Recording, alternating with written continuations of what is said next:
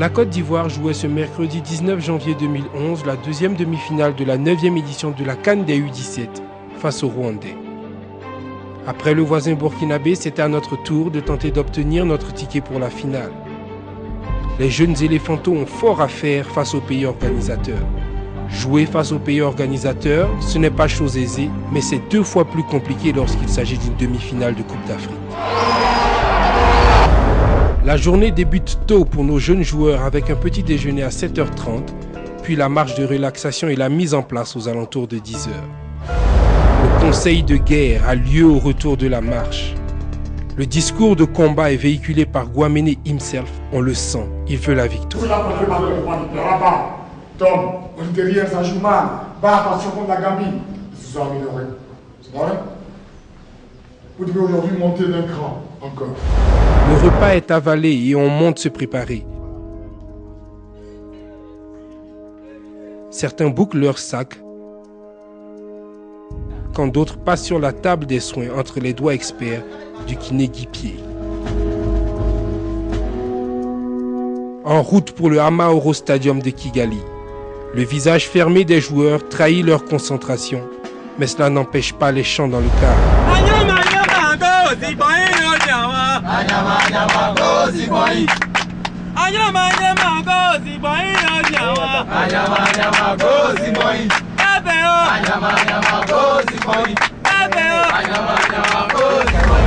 La préparation d'avant-match reste la même, échauffement et protocole. Le changement, nous sommes dans une cuvette entièrement acquise à la cause des adversaires. La Côte d'Ivoire a sa délégation bien présente au stade, mais les Rwandais ont le soutien de leur président. C'est parti pour la rencontre. Les Ivoiriens restent fidèles à leur principe de jeu, mais ont à subir 15 minutes assez difficiles. Non pas que l'adversaire soit vraiment supérieur, mais l'appui d'un public qui applaudit à la moindre passe ou tentative d'action rwandaise pèse lourd dans la balance.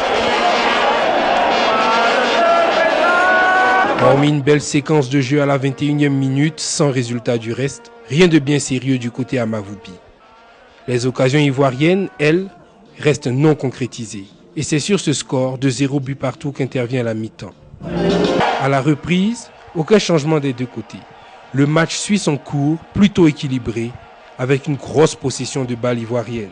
Mais à la 61e minute, comme intervenait une fine pluie dans ce temps frisquet, pour lutter contre le froid créé par cette pluie qui mouille le Amaoro Stadium de Kigali, le public pousse de plus belle son équipe. Chaque ballon, je dis bien chaque ballon, soulève des cris incroyables dans la cuvette. Avoir 16 ans, être jeune footballeur et lutter contre ça, c'est pas facile. Il pleut, mais il y a le feu au Amaoro Stadium. Nos enfants vont-ils tenir la distance? 63e minute, Guaméné essaie de doper son secteur offensif devenu poussif, en faisant entrer le fameux numéro 12, Bédigui Stéphane, à la place d'Angban Vitorien. Mais rien. Toujours pas d'éclaircie. Sur une offensive rwandaise, dans un geste défensif, le latéral droit, Mewe Traoré, se blesse gravement. Il est mis hors du terrain. Cette sortie va être fatale aux 11 Ivoiriens. Le remplacement n'est pas encore fait et la réorganisation n'est pas efficiente. Cela permet à Miko Justin d'inscrire à la 73e minute le but rwandais. L'unique but de cette soirée.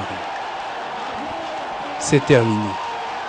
Les tentatives ivoiriennes ne changeront rien au score. Le verdict est clair. La Côte d'Ivoire est éliminée au stade des demi-finales. La joie des Rwandais, jouissant d'une victoire inespérée, contraste amèrement avec la peine, les pleurs même des Ivoiriens. Ambiance dans les vestiaires.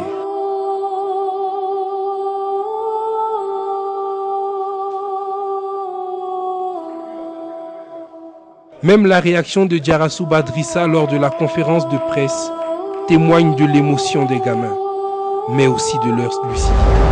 Et quitte la demi-finale sur le signe de découragement, parce qu'on pouvait gagner ce match si on écoutait bien les consignes du coach et on les appliquait. On n'a pas pu appliquer les consignes, ça on a perdu. Je suis découragé, tout ça. Mais je suis un départ heureux aussi parce qu'il va aller à la Coupe du Monde. à voir aussi. Voici également en substance ce que Guaméné a dit au sujet de cette rencontre. Je voulais d'abord dire merci à tout le monde et surtout félicitations au Rwanda parce que ça a été une belle demi-finale. Ils ont gagné et j'ai dit bien des choses. Quand je dis félicitations au Rwanda, c'est surtout au coach parce que c'est un travail qui a été bien fait.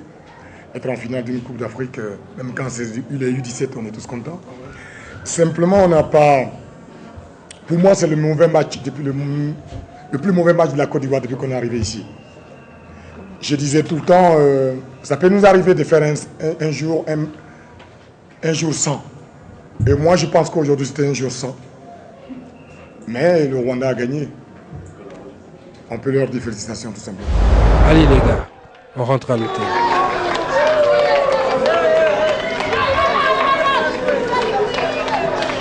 Les jeunes Ivoiriens se sont exprimés à chaud juste après cette défaite. Bon, je remercie d'abord Dieu, celui qui a créé toutes choses sur cette terre. Ça n'a pas été facile pour nous compte tenu du match. Il y avait plein de supporters. Bon, nous avons péché sur des erreurs humaines. Nous sommes jeunes, nous ne sommes pas encore martyrs, mais la plupart des professionnels européens ou dans le monde se comportent de la sorte. Et ils n'ont pas marché là-dessus. Mais ils ont mérité cette victoire parce qu'ils jouaient chez eux à la maison. On essayait d'introduire notre jeu, on essayait de s'imposer sur tout le terrain, mais ça n'a pas marché pour nous aujourd'hui. Donc c'est question, on remercie Dieu. On va se battre pour la 3e place. Je me sens mal, je me sens vraiment mal parce que j'aurais pu faire mieux que ça. J'aurais vraiment pu faire mieux que ça et ça n'a pas marché.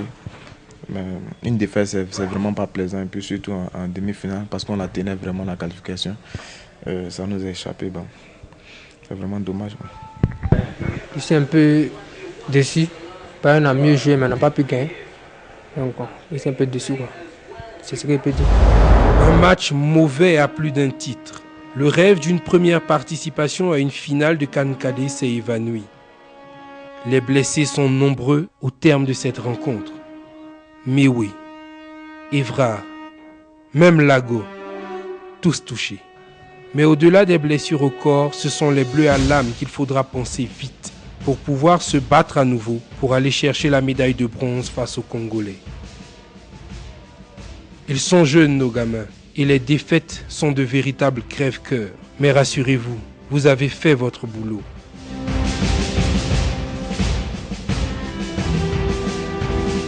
On aurait tous aimé vous voir faire plus, mais on est déjà ravis de vous voir à ce niveau.